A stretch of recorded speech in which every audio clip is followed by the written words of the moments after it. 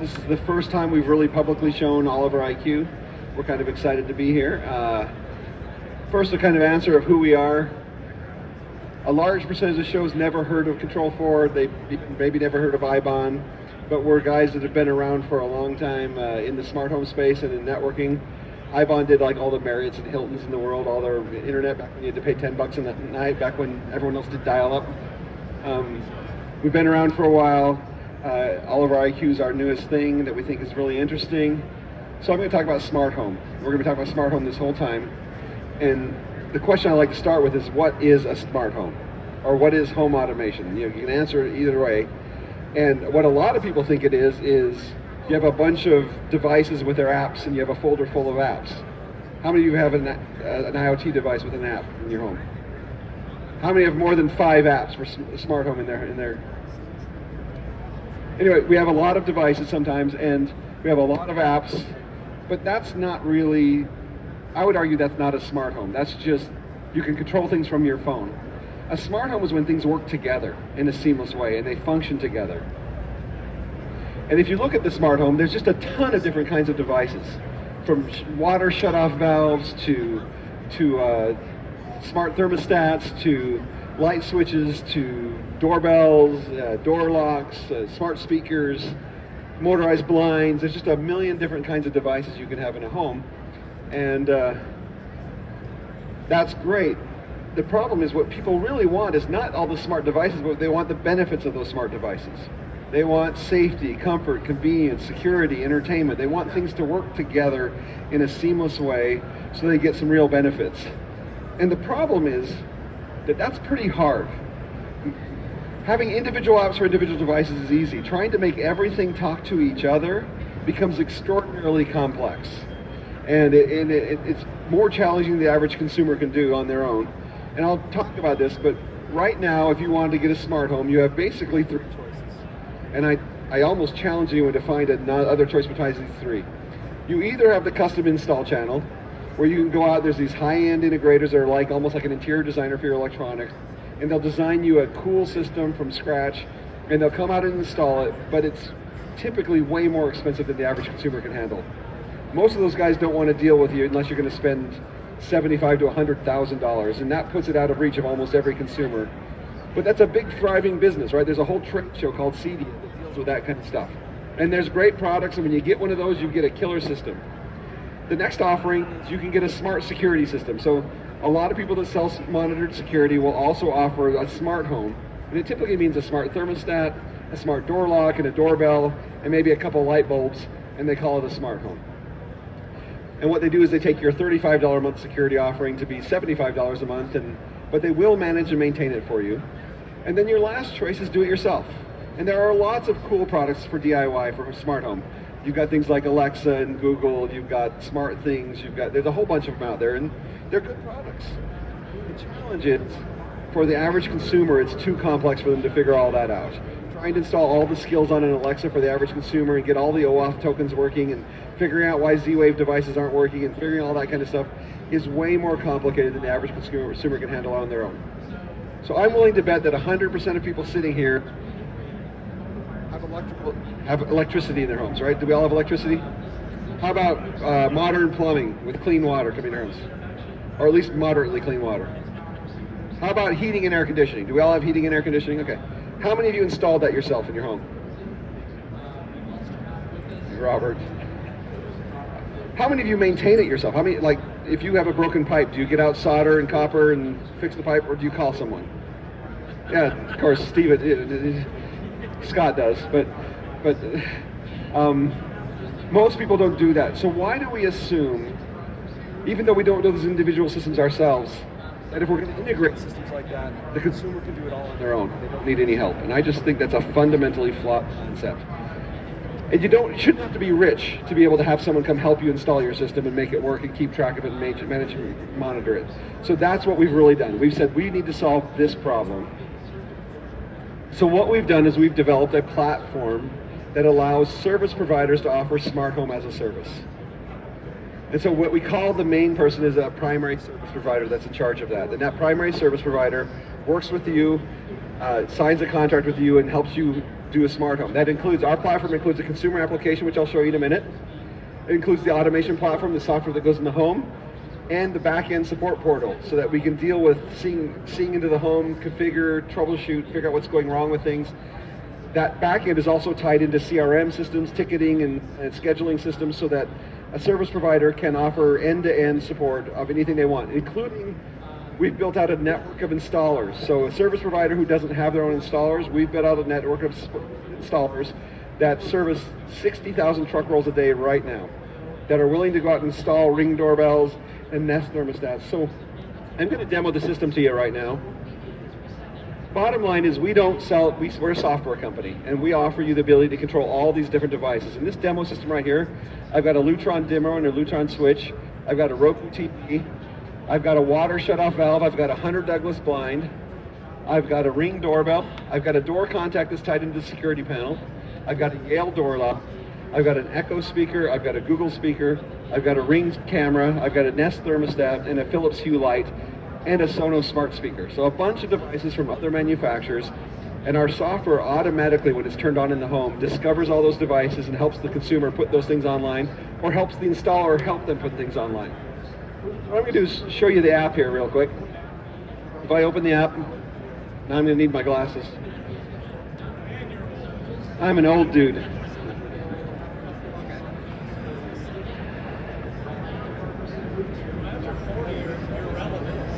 Absolutely. So if I open the app here, I'm just going to come here and open it, and I'm going to show you one thing. I'm going to show you how fast it opens when I kill it.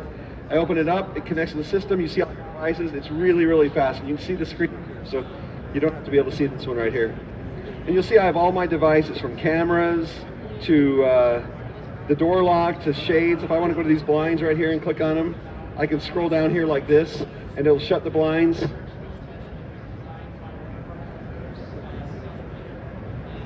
It will shut the blinds.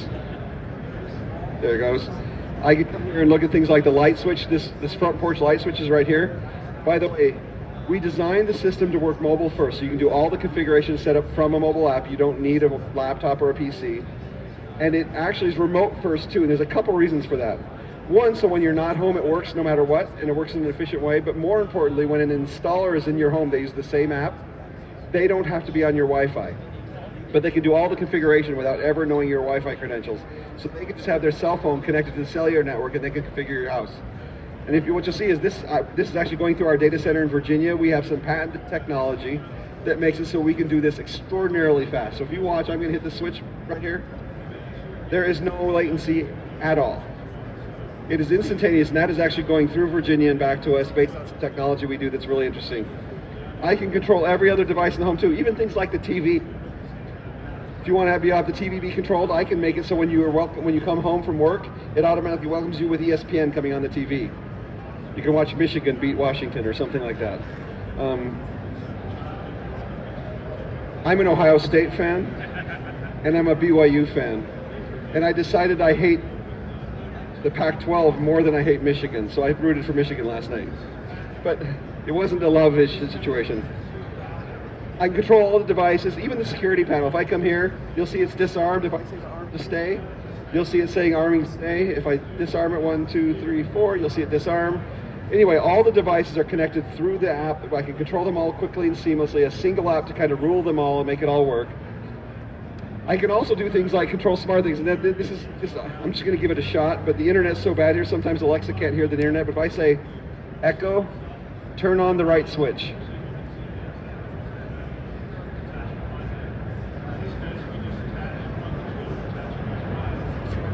I thought I'd give it a shot. The internet's been so bad here, she doesn't connect to the internet.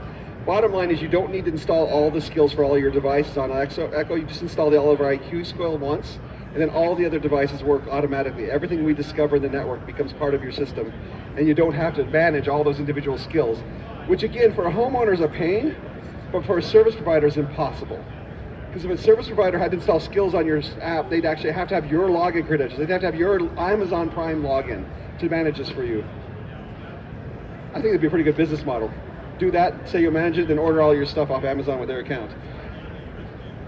Anyway, we integrate Google, we integrate Amazon, make them work seamlessly with all the things. I can't show it here at the show because the $15,000 internet connection I bought is only 5 megabits and it's terrible.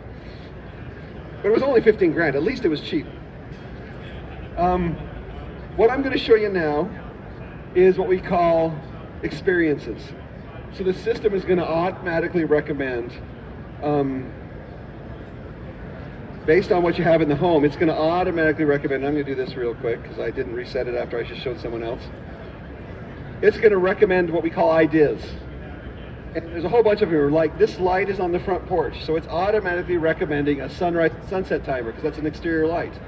You don't have to do anything else, you just say yes, and it's done. That's programmed. That light will now come on every day at sunset and it'll adjust every day of the year.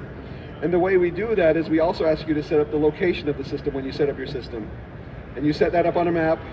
And if you were to look at that, you can see that we're here at the Sands Expo Center on the map. I can set radiuses for what it determines whether I'm home or away. I can set all kinds of things like that here, but it'll automatically calculate sunrise and sunset and make that happen. Let me show you a fun one. We're going to do a wake up. Waking up to just a buzzer on your nightstand. I mean, Apple's made it a little better where it plays some soft, gentle music that gets a little bit louder. It does. But what's great is I've got motorized blinds here, I've got some smart light switches, I've got a TV that I can automate, and I've got a smart speaker. Why not wake up to a playlist on my Sonos speaker and the blinds opening and the lights coming on? So if I want to do that, I just click on wake up, I choose the time. By the way, it's 1:09, so I'm going to put it for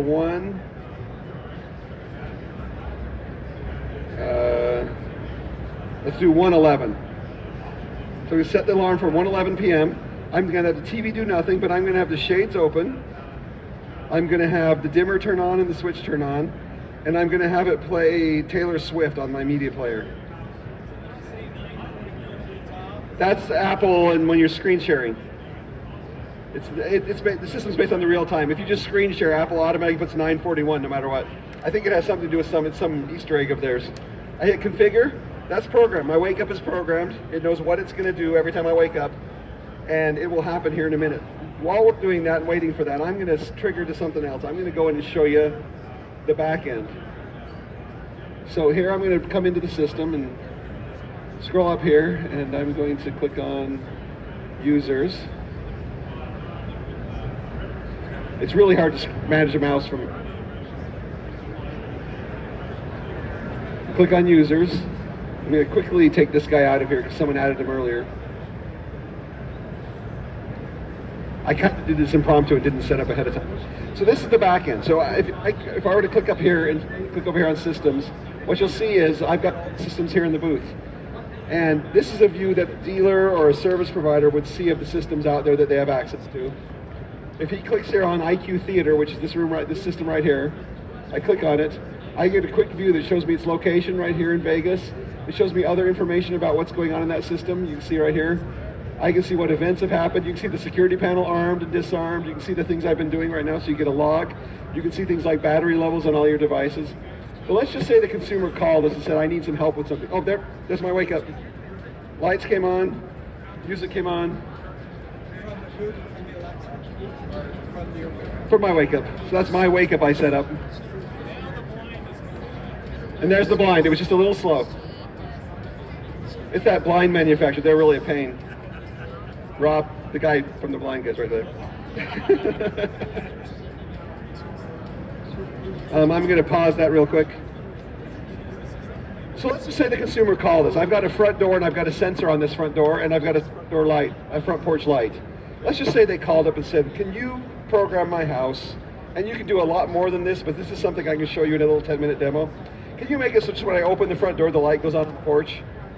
So I'm going to show you how easy that is to do. What they do is the dealer goes in here and says request access, and they choose which user. Now I've only got one user in the system, but typically every homeowner, every person in the home will have their name there. I click on that username, and I say send request. What you see happen is over here, it'll pop up and say remote support. OliverIQ is requesting modify and control connected devices. This will last for 1 hour. I hit accept, and now what you see up here it says system access granted. I have access to that home. Now I can actually come down here and click on things. I'm going to move this out of the way.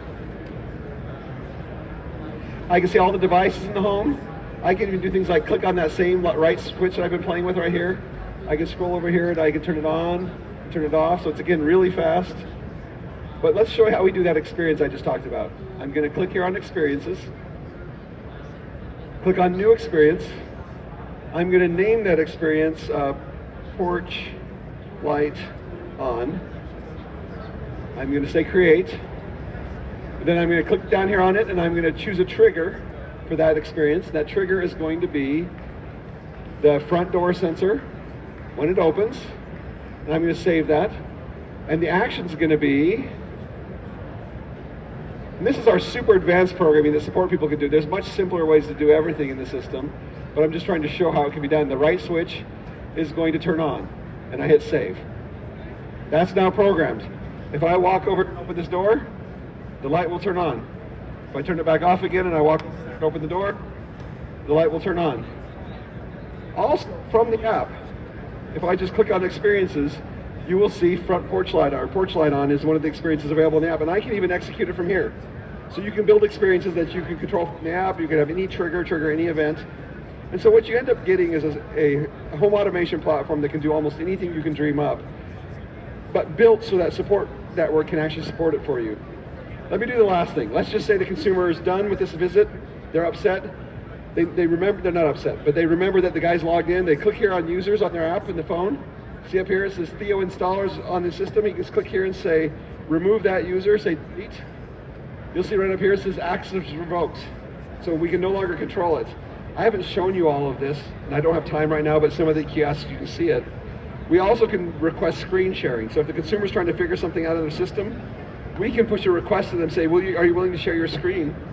And the support agent can actually see the screen of the iPhone of the homeowner and walk them through how to do things. Like if they're trying to troubleshoot their Nest thermostat, they can even open the Nest app and they can see that app and do things. So what we've tried to do is build the tools to make it possible for service providers to support smart homes for consumers, not just for the super high-end like they do in the custom install channel, but for everybody. So we can all have the same kind of stuff and we can live the same kind of lives we live today. Where a plumber, when we need plumbing work, we don't do it ourselves, we just call someone and they come for a very reasonable price. And we're basically, okay. Plumbers are more expensive than lawyers, but you know what I mean. If you get a system installed from a high-end dealer like that sells Control 4, typically they don't even want to come. And if they do come, they're going to charge you $500 or something like that. It's pretty expensive. And what we've done is tried to make it possible for everyday consumers to have a system like this that works together without having to spend a life and using products they can buy at Home Depot. Anyway, that's the presentation. There's lots of stuff in the booth. There's a cool dollhouse on the other side. So anyway, thank you.